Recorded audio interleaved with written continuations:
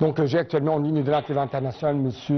Mahmoud Sebet, notre observateur politique, mais aussi c'est un historien. M. Mahmoud Sebet, vous êtes toujours bienvenu sur la TV internationale. Bonsoir. Bonsoir. Ma question va porter sur votre lecture concernant la situation actuelle sur la Sainte-Proche orientale. À quel point vous trouvez que de plus en plus on trouve qu'il y a une sorte d'extension de conflit, une sorte d'extension de chaos constructif, comme il a été appelé par les États-Unis, à travers son fer de lance Israël. On trouve de plus en plus des régimes qui chutent sur la Sainte-Proche orientale. Est-ce que ça sera le destin de régime iranien, ou plutôt il y aura une sorte de nouvelle ligne, nouvelle principe de jeu entre les deux côtés, Israël et les États-Unis d'un côté et l'Iran d'un autre côté? Bien sûr, l'Israël a déclaré qu'elle avait changé sa politique de victoire pour changer le régime de Téhéran, des religieux de Téhéran. Ça, c'est probablement que ça ne va pas passer comme ça. Et oui, certainement, il y aura un front qui va développer si les États-Unis rentrent dans l'affaire, rentrent en guerre avec l'Iran, parce qu'il y a la Russie, il y a la Chine qui sont des alliés plus ou moins avec l'Iran en plus. Il y a le Pakistan qui a déclaré qu'ils vont aider l'Iran s'ils ont besoin d'eux. Alors oui, il y aura ça a l'air que ça devient si les États-Unis rentrent dans l'affaire, ce sera une guerre générale sur les intérêts de la région. Qui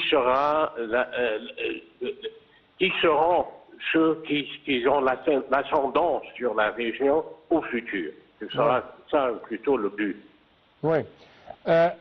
L'Égypte a souligné qu'il n'existe pas d'alternative aux solutions diplomatiques et politiques. Est-ce que de tels appels à l'apaisement, un retour aux tables de négociation, un appel bien sûr qui a été répété par la déclaration de presque 21 ou 24 pays arabes concernant qu'il faut cesser la guerre, cesser le feu, qu'il faut reprendre les négociations pour régler la question iranienne. Est-ce que les belligérants et leurs alliés vont écouter ou entendre de tels appels? C'est pas vraiment. Actuellement, c'est M. Netanyahu qui gère l'affaire. Et c'est pas dans son intérêt d'avoir n'importe quel genre d'effort diplomatique pour la situation. Et il pense la seule option qu'il a, c'est de faire rentrer les États-Unis en guerre contre l'Iran. Alors la diplomatie, la poursuite de la diplomatie par l'Égypte est bien sûr bien reçue par l'Iran et d'autres, mais c'est pas vraiment reçu dans ce sens par ceux qui, par Israël et par les États-Unis. Et vraiment, s'il y a un déclenchement de guerre, aussi, il y aura vraiment, ce sera catastrophique pour la région, et pas seulement la région, pour le système économique mondial. Oui. Parce que là, on parle des puits de pétrole, on parle que Hormuz sera bloqué par l'Iran tout de suite. Et il y aura quand même une sorte d'insécurité. Nous venons de proposer un reportage concernant les menaces de l'insécurité alimentaire au sein d'Israël. Oui, mais ils sont actuellement en état de siège, dans le sens que le port de Haïfa est presque fermé. Il y a une fuite de la population, même contre les intérêts de l'État d'Israël. Il n'y a que deux ports, ça veut dire Eilat et Haïfa, qui sont en train d'être bombardés journellement. L'aéroport ouvre et se ferme, et même les vols sont limités actuellement. Oui. Alors oui, ils sont dans un état de siège actuellement. Oui.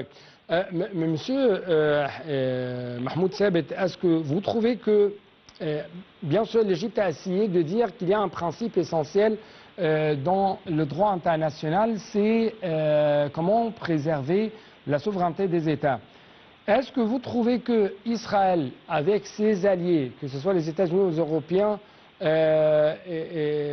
il y aura une sorte de destruction de tout ce qui a été appelé de droit international, de droit de l'homme, de droit de l'humanité, ainsi de suite, de la part des Occidentaux, et où tous ces principes sont détruits sur le terrain par les actes d'Israël? Absolument, ils ont complètement ignoré, et par ignorance, dans le sens qu'ils n'ont pas vraiment réagi au droit international, ils ont vraiment démoli le système de droit international actuellement. Oui, et bien sûr, le gouvernement israélien a fait entrer son peuple, c'est-à-dire Israël, dans la guerre, dans la destruction. C'est elle qui représente l'insécurité pour son peuple eux-mêmes, n'est-ce pas? Quel peuple, pardon? Pour le peuple israélien, parce qu'on trouve... Ah oui, absolument, mais quand même les actions, il ne faut pas oublier que les actions de M. Netanyahou à Gaza et jusqu'à maintenant a le soutien du peuple israélien. Oui, oui. Le peuple israélien veut éliminer les éléments palestiniens en Palestine historique. Et c'est ça, à la fin de la journée, la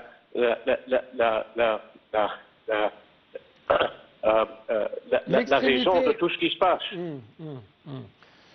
J'ai une dernière question. La Chine, le rôle de la Chine sur la scène proche orientale, est-ce qu'il y aura une sorte d'évolution pour son rôle ou non? Oui, la Chine est déjà rentrée, a fait des déclarations aujourd'hui en disant qu'ils sont prêts à rentrer et trouver une solution diplomatique au plus vite possible. Et qu'ils ont demandé tout le monde de se retenir.